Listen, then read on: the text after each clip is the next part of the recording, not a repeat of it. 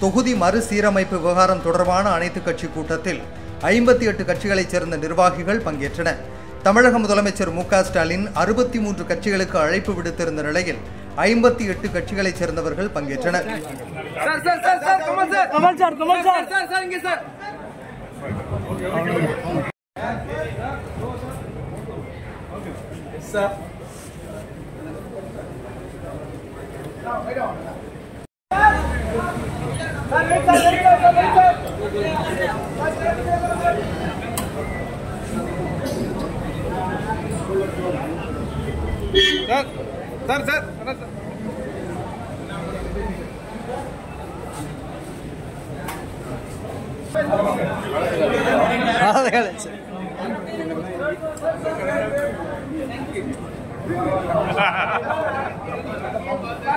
Madan name என்ன Madan server என்ன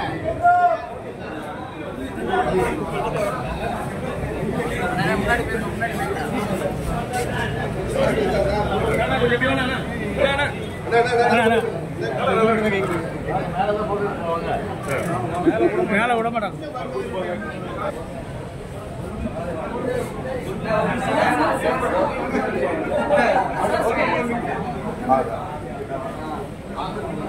பின்னாடி போகாதீங்க.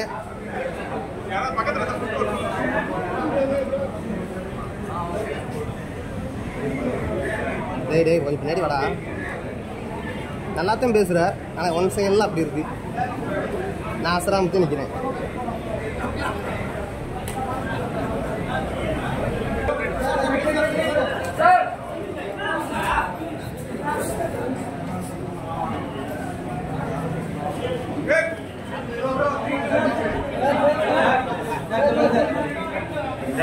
உள்ள வண்டிங்கண்ணா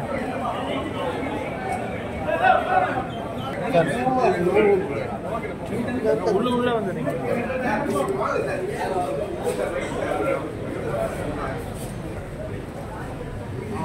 ஏன் ரிப்போர்ட் இல்ல சார் சார் எங்க சார் இங்க சார் இங்க சார்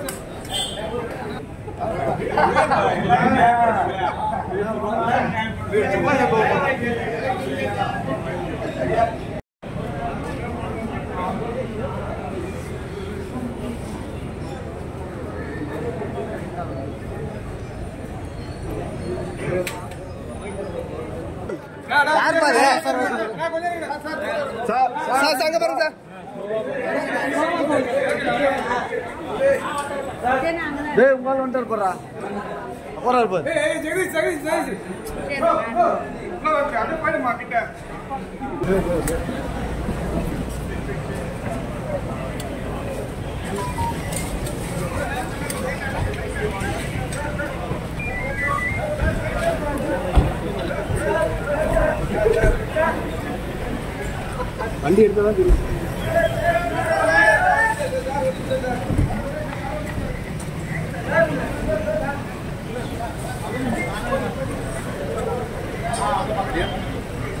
ஆன் பண்ணிங்களா? மைக் கூட்டத்தில் பேசிய மக்கள் நீதி மய்யம் கட்சியின் தலைவர் கமல்ஹாசன் எந்த தேவையுமின்றி தொகுதி மறுசீரமைப்பு விவகாரம் கிளப்பப்படுவதாக குற்றம் சாட்டினார். எந்த தேவையுமின்றி பாராளுமன்ற தொகுதி மறுசீரமைப்பு எனும் பேச்சை யார் கிளப்புகிறார்கள், எந்த நேரத்தில் பேசுகிறார்கள், எதற்காக பேசுகிறார்கள் என்பதும் கவனத்திற்குரியது. மாநிலங்கள் உரிமைகளில் தலையிடுவதும் வருடாந்திர பட்ஜெட்டில் தேர்தல் வரவிருக்கும் மாநிலங்களுக்கு மட்டுமே அதிக நிதி ஒதுக்குவதும் தமிழ்நாட்டிற்கான நியாயமான நிதி பகிர்வை மறுப்பதும் பேரிடர் காலங்களில் நமது கூக்குரலுக்கு செவி சாய்க்காததும் மும்மொழி கொள்கை எனும் பெயரில் ஹிந்தியை திணிப்பதும் எம் பேச்சை கேட்டால்தான் நிதி தருவேன் எனும் மிரட்டுவதும் ஒரு ஒன்றிய அரசின் செயலாக தெரியவில்லை. தமிழகத்திற்கு ஒரு தொகுதி கூட குறைக்க மாட்டோம் என மத்திய அரசு சார்பில் சொல்லப்படுகிறதே தவிர வட மாநிலங்களில் தொகுதிகள் உயர்த்தப்படுமா என்பது பற்றி எந்த தகவலும் சொல்லப்படுவதில்லை என பாட்டாளி மக்கள் கட்சியின் தலைவர் அன்புமணி ராமதாஸ் குற்றம் சாட்டினார்.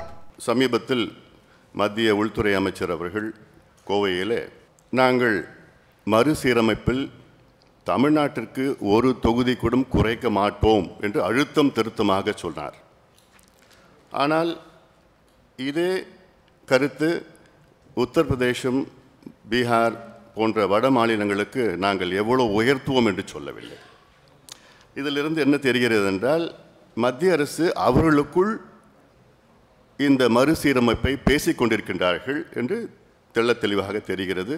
அதனால்தான் இந்த கூட்டம் அவசியமானது. முதல்வர் அவர்கள் இதை அத்துணை தென் மாநில முதலமைச்சர்களை நேரிலே சந்தித்து இது ஒரு அழுத்தம் தொடர்ந்து இதை சட்ட ரீதியாகவும் அரசியல் ரீதியாகவும் கொடுக்க வேண்டும் என்று எங்களுடைய பாட்டாளி மக்களுடைய கருத்தாக நாங்கள் சொல்கின்றோம். விடுதலை சிறுத்தைகள் கட்சி தலைவர் தொல் திருமாவளவன் பேசிய போது தொகுதி எண்ணிக்கையில் எந்த மாற்றமும் செய்யக்கூடாது, சமனாகத்தான் இருக்க வேண்டும் என கேட்டுக்கொண்டார். 50 மாநிலங்களை கொண்ட ஒரு தேசம் அமெரிக்கா. 100 ஆண்டுகளாக ஒரே எண்ணிக்கையைத்தான் அவர்கள் தக்க வைத்து கொண்டிருக்கிறார்கள்.